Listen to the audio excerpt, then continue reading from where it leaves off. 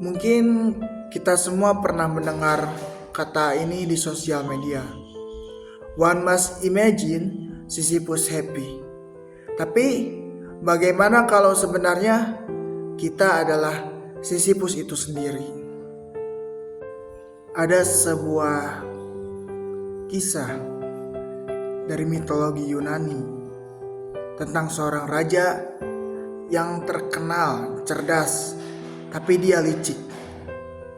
Karena sering menipu para dewa, ia dihukum mendorong sebuah batu besar ke atas gunung.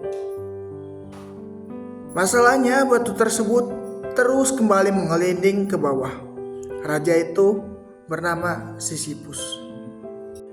Kita bangun, pergi kerja, kuliah, bayar tagihan, pulang dalam keadaan lelah, lalu keesokan harinya bangun lagi, mengulangi semua kegiatan tersebut dari awal. Sampai terkadang kita bertanya, apakah hidup memang cuma seperti ini? Bangun, kerja, makan, tidur, lalu ulangi. Bedanya, tiap bulan ada notifikasi, tagihan Anda telah jatuh tempo. Pertanyaan itulah yang ada di balik kisah Sisyphus. Ia mendorong sebuah batu besar ke atas bukit hanya untuk melihat batu itu menggelinding ke bawah kembali. Lalu ia melakukannya lagi dan lagi.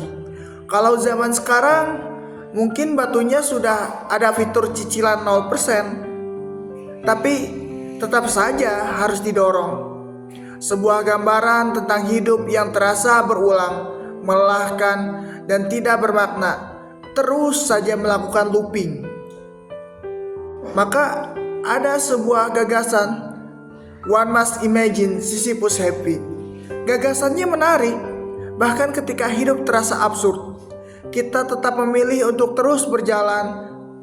Tapi Islam membawa pertanyaan ini lebih jauh. Islam tidak pernah mengatakan bahwa hidup memang tidak memiliki makna, jadi belajarlah menikmati perjuangannya. Tidak, Islam tidak mengajarkan seperti itu. Islam justru mengatakan perjuangan kita memiliki makna. Lelah kita bisa bernilai pahala. Kesabaran kita bisa menjadi ibadah. Pekerjaan kita bisa menjadi ibadah.